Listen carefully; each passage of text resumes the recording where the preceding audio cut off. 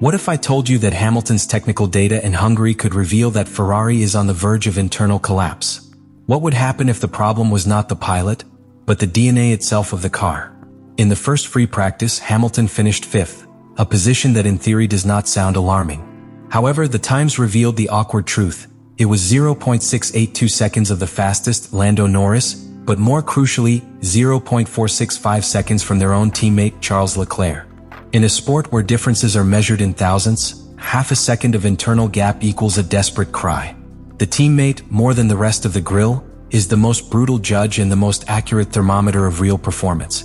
Being behind Leclerc by that margin not only means being below the competitive level, but be exposed as the weakest link in the internal comparison of the team. And this was not an accident. The second training session confirmed the trend. Hamilton went up to the 6th place and lowered his chrono to 1:16,329, but the difference with respect to Leclerc continued to exceed 0.3. There was no significant evolution. There was no recovery. Only a constant repetition of the same story. A car that does not respond as he should, a pilot who, despite all his talent and experience, fails to connect with the machine they have given him. The most disturbing was not the place in the table, but Hamilton's body language in the garage. Away from his usual serenity, he argued with his career engineer, pointing with his finger the data screens as who seeks explanations that never arrive. The team's tone also changed.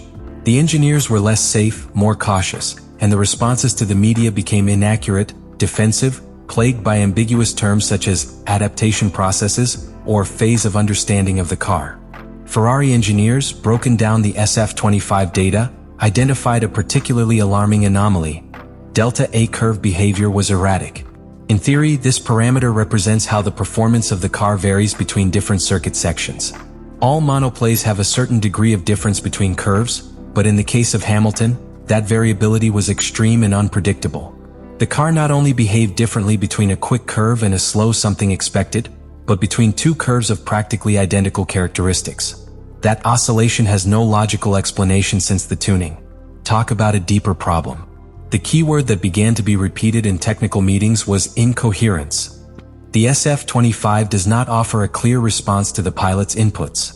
When Hamilton revolved the steering wheel with the same trajectory and speed as the previous return, the car could respond with subviring, survival, or sudden balance of balance.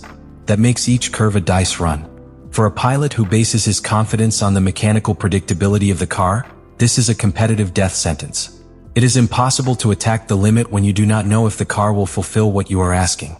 Ferrari tried to correct the problem with traditional adjustments: tightening of suspensions, variations in the ground height, changes in the angles of aerodynamic incidence, reconfiguration of the differential, and reprogramming of the motor mapping.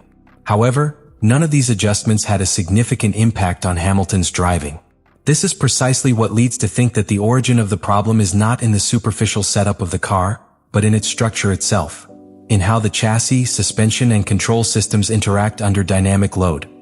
Even more serious is the fact that erratic behavior seemed to intensify under certain asphalt temperature conditions. The engineers detected that as the track was heated, the correlation between the pilot's input and the car's response degraded. This suggests a bad integration between the active suspension system, the distribution of electronic braking, and traction control. In other words, the car is not only inconsistent, but its inconsistency varies depending on the environment. Hamilton's SF-25 becomes a different machine in each lap, and that, in technical terms, is hell. The most disconcerting for engineers was to verify that this pattern is not repeated in Charles Leclerc's car. While both pilots share the same mechanical base, the way in which Leclerc interprets the car, its curve entrance style, its motor brake management, its layout seems to fit more naturally with the limitations of SF-25. This opens a very delicate debate inside Ferrari. Is the car optimized exclusively for a type of pilot? Is the SF-25 DNA incompatible with the way Hamilton builds its speed? Lewis Hamilton, a pilot whose sensitivity to the brakes has historically been one of his greatest assets, was clear when describing the situation. Starting in this car is a lottery. That statement is not a simple emotional relief. It is a brutal diagnosis. Under normal conditions, Hamilton is able to detect differences of just millimeters at the pedal pressure or in the braking transition to curve. That he declares that he cannot anticipate how the brakes will respond is an unequivocal sign that something severely wrong is happening in the mechanical heart of the SF-25. The data collected by the team confirmed that the behavior of the Brembo brake system was highly irregular. In a few laps, the brake pedal offered a progressive and controlled sensation as expected in a high-performance car. But in others, the answer was sudden, aggressive, or directly erratic. In certain sections of the circuit, the car stopped before expected. In others, the delay in the response caused blockages or landslides that completely altered the entrance to the curve. This type of irregularity not only hinders piloting, it makes it insecure. The root of the problem, according to preliminary technical reports, could be in the interaction between the hydraulic system and the cable braking algorithms, the brake-by-wire. In modern F1 cars, especially on the rear axle, braking is not purely hydraulic. It is electronically managed in combination with the energy regeneration of the hybrid system. This means that a bad calibration between the power of the generator motor and the pressure of the hydraulic system can cause severe inconsistencies.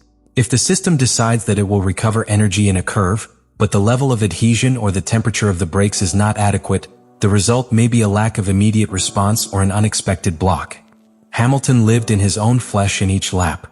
He tried to stop at the same point of reference, for example, at 100 meters before curve 1 of the Hungaroring, and in a return the car stuck precisely, and in the next he passed braking without prior notice.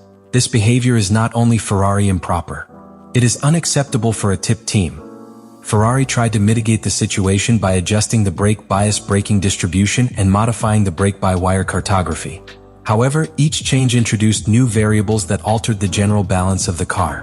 When trying to solve the problem of the brakes, other key components of the car, especially curve weight and braking stability and support.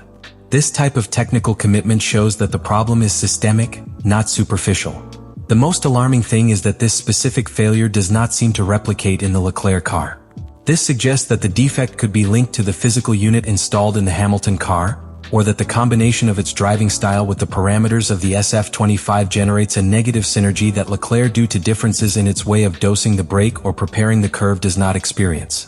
This type of incompatibility can destroy a season if it is not approached urgently, because it mined the pilot's confidence at an essential level, control over the car itself.